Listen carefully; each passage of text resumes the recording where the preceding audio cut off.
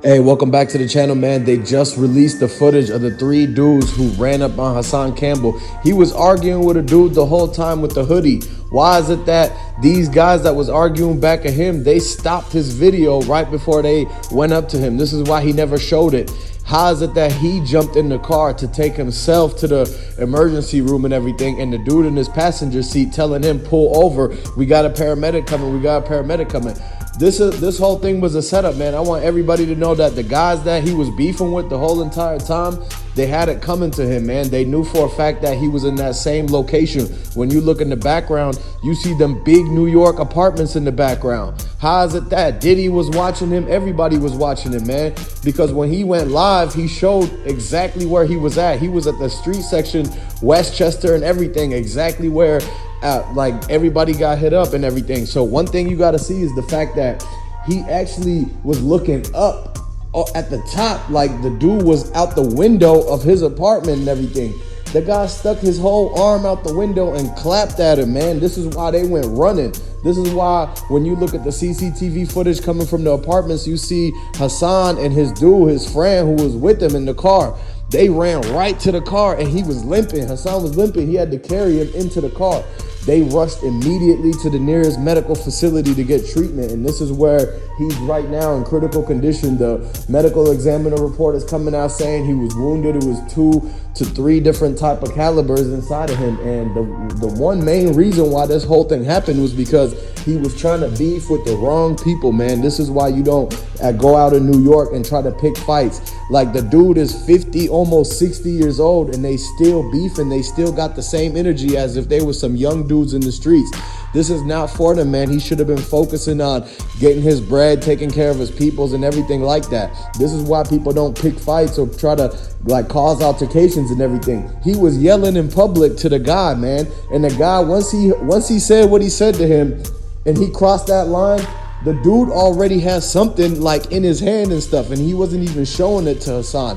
So as soon as Hassan said that, he said, you know what, I'm gonna get you. He said something about like doing something to him, coming up there. He said he was gonna come up the stairs as soon as he sees somebody open the door. And one thing you gotta understand, if you know about the New York apartments, somebody has to buzz you in. And so as soon as he seen somebody put a rock under the door, he knew that he had a direct access to go up to the dude's unit, and he knew exactly what room he was in. Everybody had each other's location, but the fact that he had altitude, like Hassan Campbell is down and the dude is way up, he had an advantage and everything. This is why he was able to get hit accurately. No one heard no pops or nothing like that, because the dude, he had everything suppressed and all that. One thing you got to realize is that you don't really know who you messing with until after the fact. This is the reason why the 3 dudes, they escaped. Like the Fed said that NYPD said they're looking for 3 suspects. 2 of them have dreads. They was wearing dark hoodies. They were walking with a snapback hat and leaving the backside of the apartments. They got into a gray Chevy and left immediately out of the vicinity.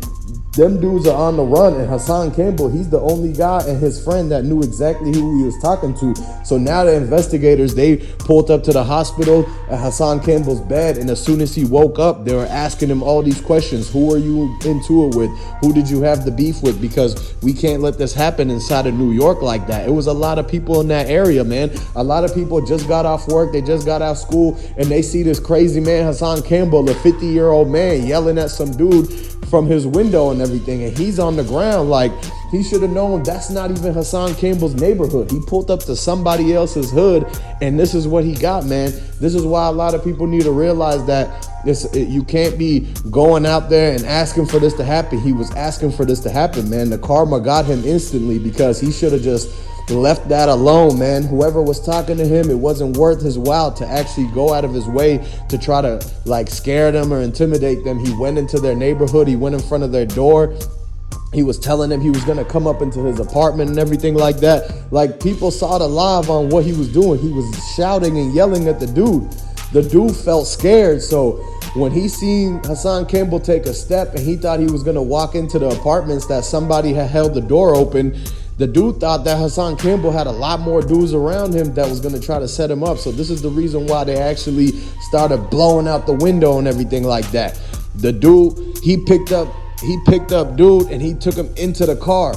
they start speeding off in the car. That's when the three guys that just got into it with them and are yelling at them, they were arguing for like at least 20 minutes. And so they actually had the whole place surrounded. While he was arguing with the one guy, everybody else in that apartment was texting all the goons and everything. The goons from New York, they started popping up out of the woodwork and everything, making sure that they kept all eyes on Hassan. And then as soon as everything popped off, they start following him and everything. This is why he left in critical condition right now. The whole entire report is coming out. The fact that they're actually right now trying to identify who the suspects were and going looking at him. The DA's office said that they're going to press full charges. They're going to cooperate with Hassan Campbell. He's cooperating with them.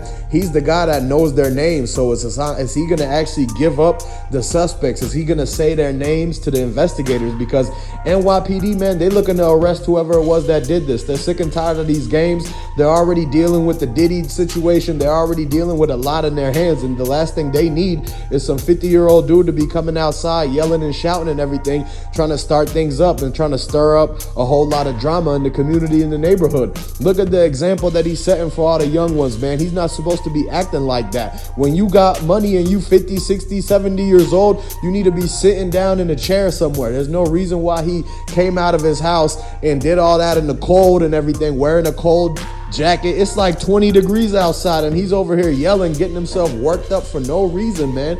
This is why everybody got to understand that there was a whole nother side to this beef. Like, they must have talked. It must have been some sort of issue where they was going back and forth for the last couple months, whether it was an online thing, whether somebody was dissing the other person.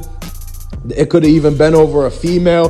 Whatever it was, it's not worth for him to do that. And a lot of people, they said they didn't see the footage of it all going down. How come he was on live all that time, but he missed the exact moments when everything happened?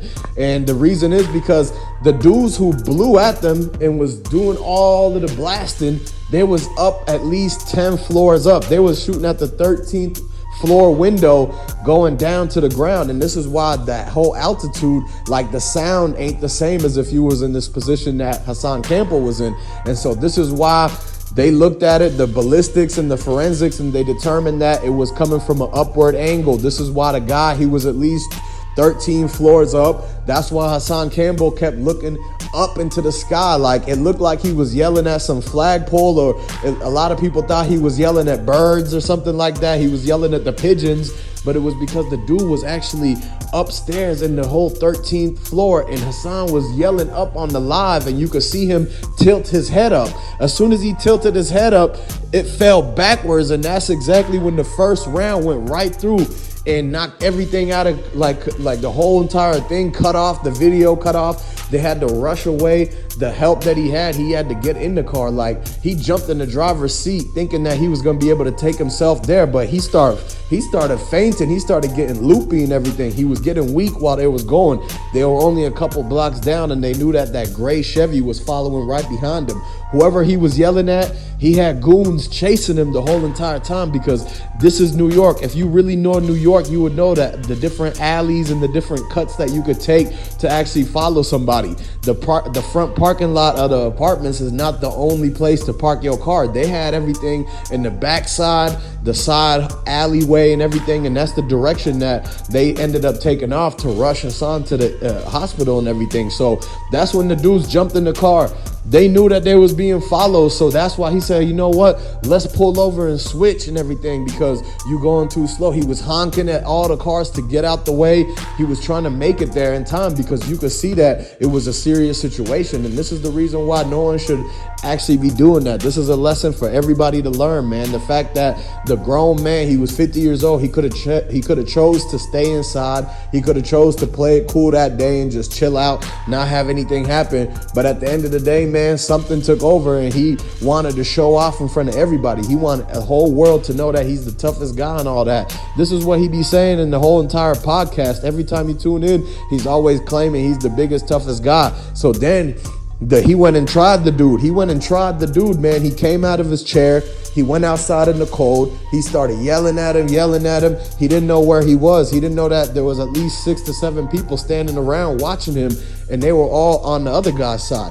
And this is the reason why they got ran out of that whole entire place, man, because as soon as As soon as things started popping off, they instantly dipped. They didn't even try to return back and get revenge or anything. And now they're looking at sending a whole entire NYPD unit to raid that whole complex to try to figure out if there's any evidence, figure out who the 3 guys were. They're asking the next door neighbors to like actually cooperate and testify against the guy, because if anybody heard the rounds going off, it would have been the next door neighbors. And this is exactly what NYPD is strategically doing. They rounding up the witnesses and they're going to take care of the situation.